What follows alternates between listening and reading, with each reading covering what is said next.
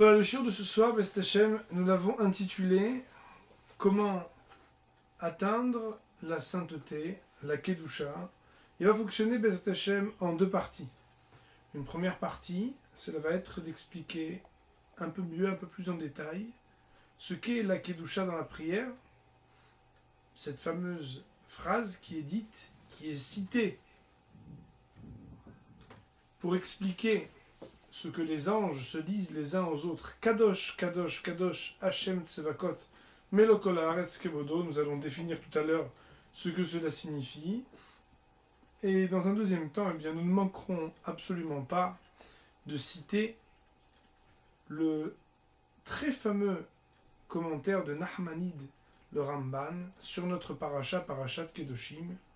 C'est sans aucun doute un des plus fameux commentaires du Ramban, Nachmanide, sur toute la Torah, concernant la définition même de ce que la Torah nous demande, Kedoshim Tiyu, d'être des hommes saints. Nous le verrons en deuxième partie de notre commentaire. Alors, pour introduire et pour questionner, puisqu'on commence toujours par une grande question pour expliquer les grands principes de la Torah, nous allons rapporter un midrash. Le midrash nous dit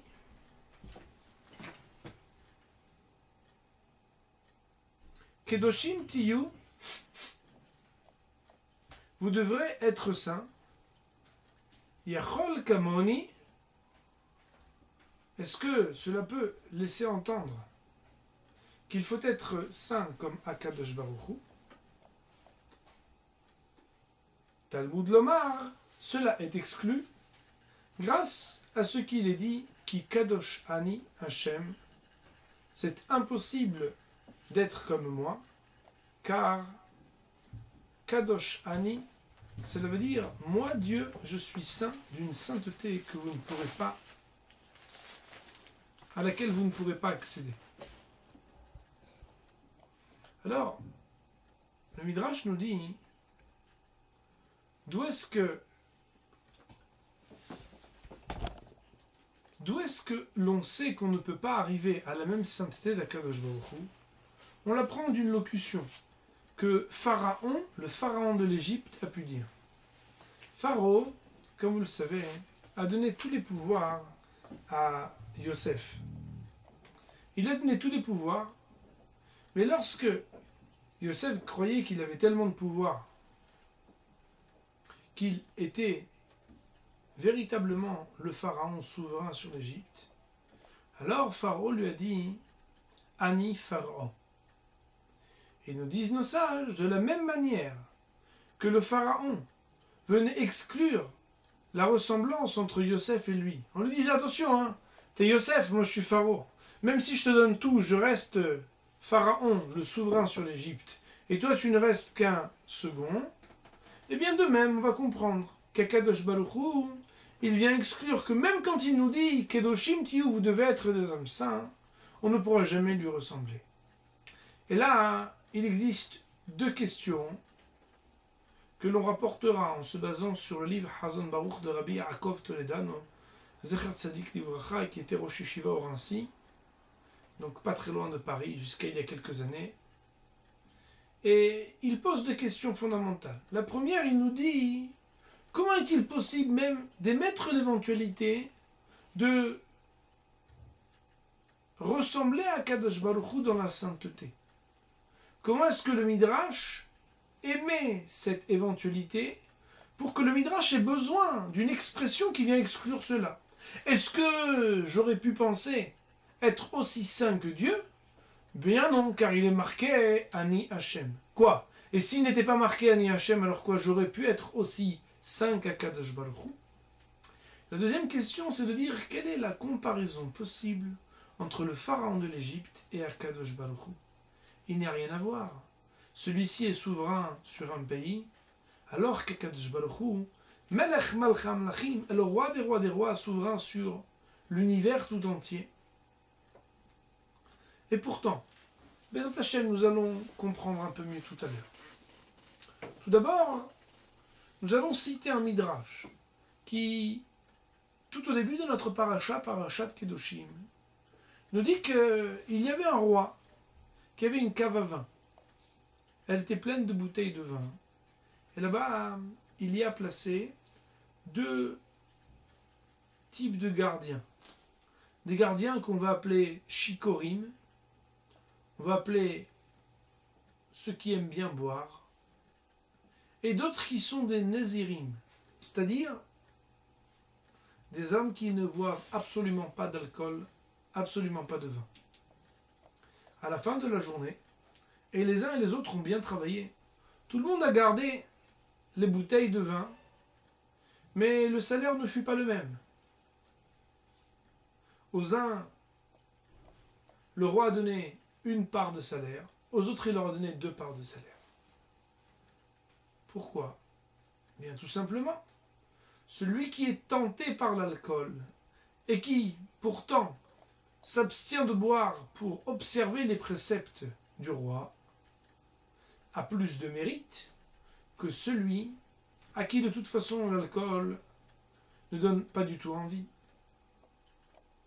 Il en est du même, nous dit le Midrash, à propos des Elyonim et des Tahtonim. Elyonim, cela veut dire les anges. Tahtonim, ce sont les êtres humains. Et les uns et les autres obéissent à Akadosh Baruch Hu. Mais les anges, eux, lorsqu'on parle d'eux dans la Torah, on dit le mot Kadosh une seule fois. Lorsque l'on parle des Béné Israël dans la Torah et que l'on parle de leur Kedusha, de leur sainteté, on dit Veit Kadishtem, Veitem Kedushim. Et vous sanctifierez et vous serez saints. On utilise 2 fois la Kedusha. Comme pour nous dire que le peuple juif aura une sainteté qui dépassera celle même des anges.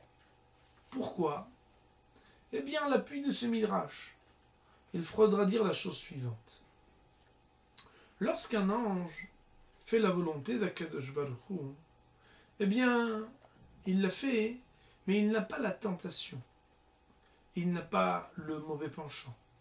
Comme on sait, l'ange, il n'est là que pour appliquer au pied de la lettre ce qu'Akadosh Baruch Hu va lui demander. Alors cet ange-là, eh bien, c'est vrai qu'il applique les commandements d'Hachem et qu'il obéit exactement à ce qu'on lui demande. Mais est-ce qu'on peut dire qu'il a le mérite? Eh bien, il a le mérite, mais il a le mérite d'un ange. Le mérite d'un homme, il ne peut pas l'avoir. L'homme, à l'intérieur de lui-même, chaque fois qu'il a une mitzvah, un commandement à appliquer, il a bechol levavecha, 2 dimensions, un yetzer hatov, un bon penchant et un mauvais penchant. Le bon penchant qui lui dit d'appliquer la mitzvah, le mauvais penchant qui peut lui demander de ne pas l'appliquer. Lorsque ces gardiens qui ont envie de boire ce vin s'abstiennent de boire le vin et gardent les bouteilles, bien ils vont avoir un double salaire. C'est le niveau de la kedusha des hommes. L'homme, lorsqu'il écoute Akadosh Baruch Hu, il fait donc 2 choses. Il écoute Akadosh Baruch Hu, mais aussi il n'écoute pas la voix de son mauvais penchant. En cela donc, il existe 2 niveaux de sainteté. Vous savez que les anges, comme on l'a dit tout à l'heure, quand on dit dans la Kedusha, Nagdishach v'na'aritzach kenoam siyach sod sarfe kodesh, nous allons louer, nous allons ennoblir le nom de Dieu, comme le font les anges lorsqu'ils s'adressent les uns aux autres, et qu'ils se disent, Vekarazé elze, ve'amar kadosh, kadosh, kadosh. Il est saint, il est saint, il est saint, Akadosh Baruch Hu. À quoi faisons-nous allusion? Eh bien, le Targum, tellement connu, puisqu'on le dit dans ce qu'on appelle Kedusha des Sidra, tous les matins, explique qu'il existe 3 dimensions de la sainteté. Nous en avons cité déjà 2. Nous allons en découvrir très bientôt le 3e. Le premier niveau, c'est Kadish bishme meroma ilaha bet shechinte. Akadosh Baruch Hu, eh bien, il y a une sainteté qui s'appelle la sainteté qui est dans le ciel, dans le lieu de sa Shekhinah. On parle ici du niveau des anges. Les anges, eux, ont une sainteté céleste, une sainteté des Elyonim, de ceux qui sont les êtres suprêmes. Et pourtant, on dit, Akadosh Baruch Hu, lui, Kadosh, il est plus saint que ces anges-là. Il existe un deuxième niveau de sainteté, celui qu'on a déjà cité aussi. C'est celui des hommes, qui est prononcé Kadish al-Ra'a Avad Gevurte. Il existe une sainteté qui est sur la terre. C'est la sainteté des hommes.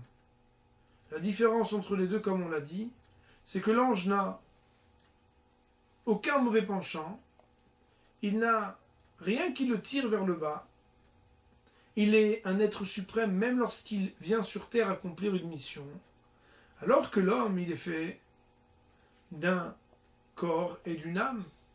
Ce corps et ce mauvais penchant le tirent vers le bas. Et même si cet homme-là est tiré vers le bas par ses pulsions, par ses désirs, par ses volontés personnelles, il arrive à s'élever, et en s'élevant, eh bien, il va réussir à accéder à quelque chose qui s'appelle la Kedusha. Cette Kedusha-là, elle est plus forte, elle est plus haute que celle des anges. Alors, on dit qu'Akadosh Baruch Hu, il est au-dessus du niveau des anges. Kadosh, c'est ça le premier Kadosh.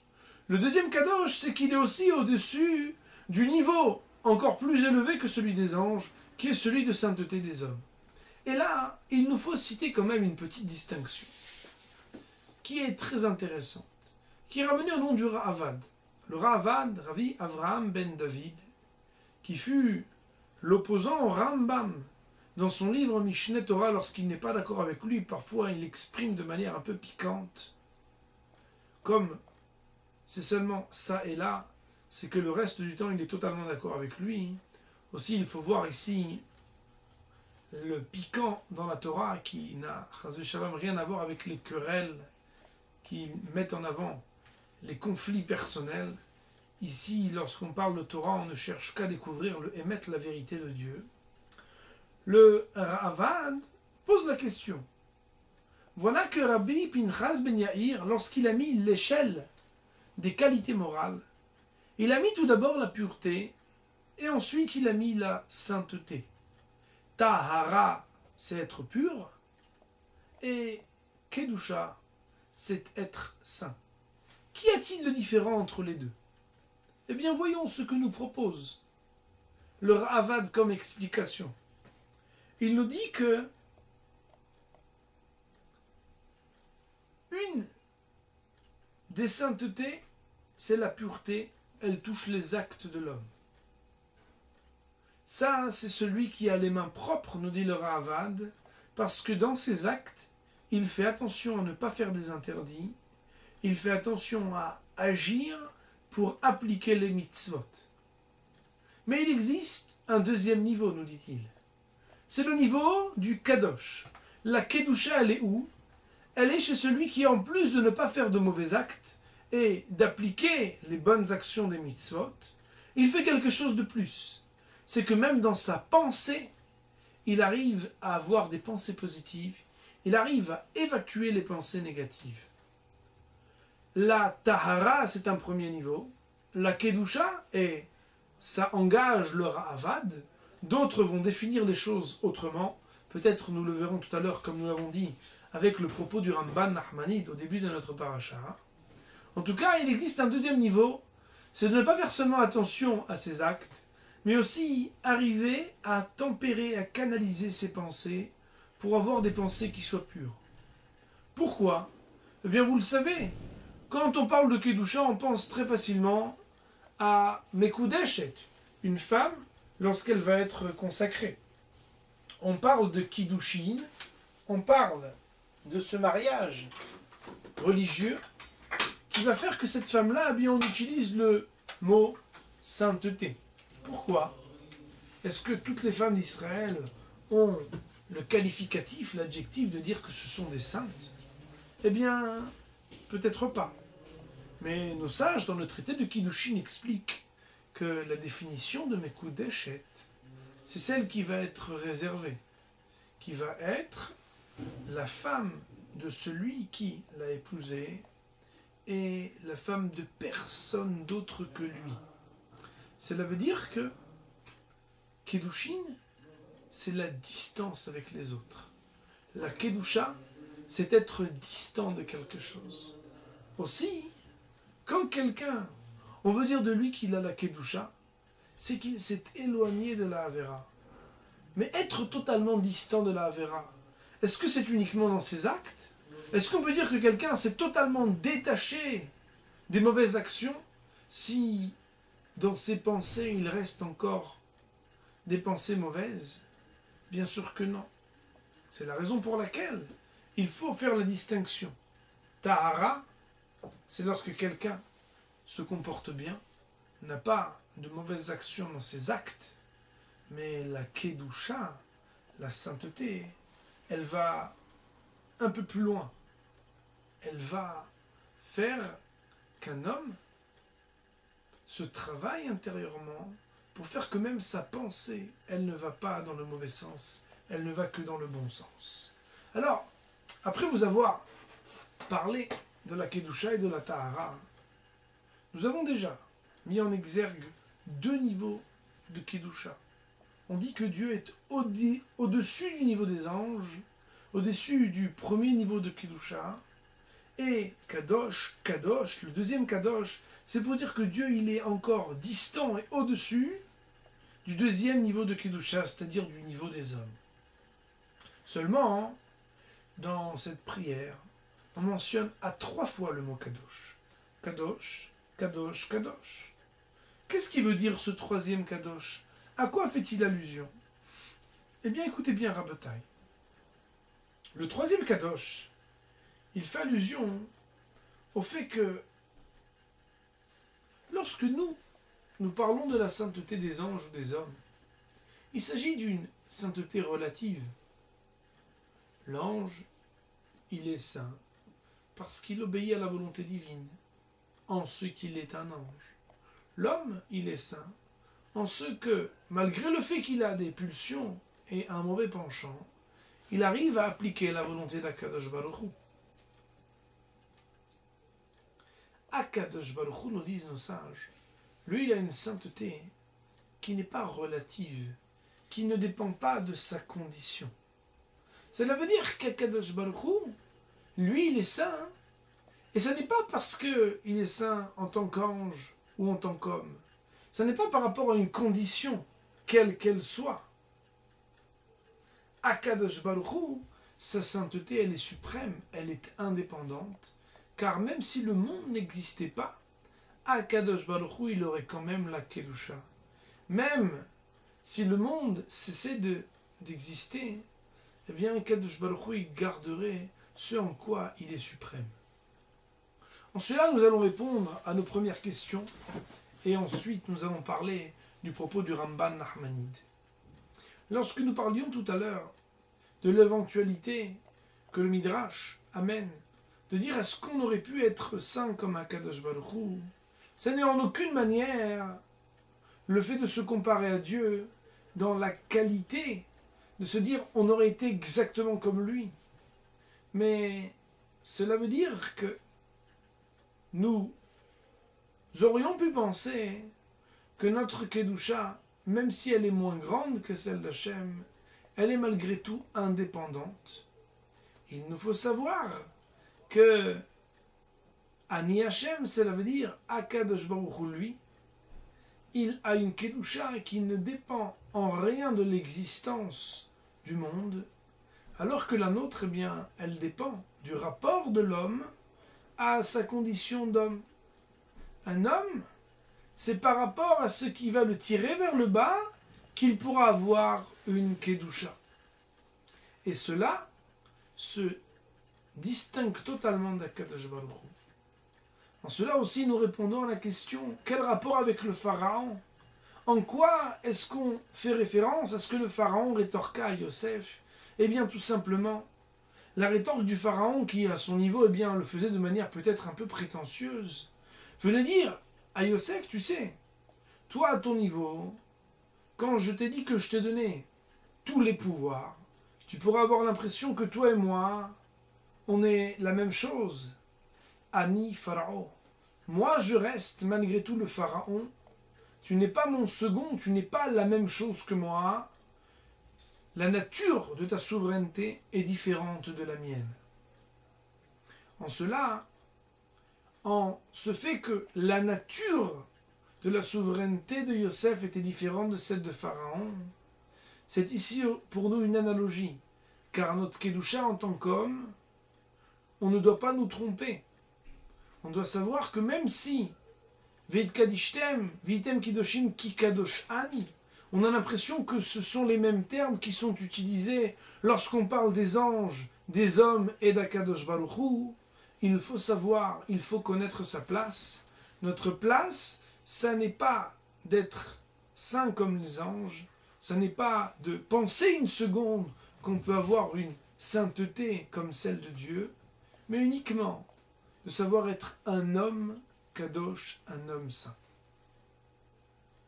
En cela, nous comprenons que kadosh, kadosh, kadosh, Hashem Tsevakot, Dieu il est plus kadosh que le premier niveau, que les anges, plus encore que les hommes, et encore plus, c'est que dans la nature même de sa sainteté, ça n'est pas une sainteté qui dépend de quoi que ce soit, c'est une sainteté absolue. Le premier message de Moussar, si on doit savoir quoi faire, les maasés, comme on dit, nous on aime bien prendre du Moussar qui nous fasse agir, eh bien il faudrait savoir que dans la vie, il existe parfois des points sur lesquels on se sent déjà à un niveau très élevé, à un niveau peut-être même des anges. Il y a des fois des mitzvot que l'on fait très naturellement, à propos desquels on n'a ni mauvaise pensée ni mauvaise action. On n'émet même pas l'éventualité de commettre un péché à ce propos. Il faut savoir que tout d'abord il n'y a pas d'assises et que parfois, eh bien, si on se laisse aller, halila, on peut faillir. Mais le plus important à retenir, c'est que la Kedusha, elle n'est pas là où c'est facile.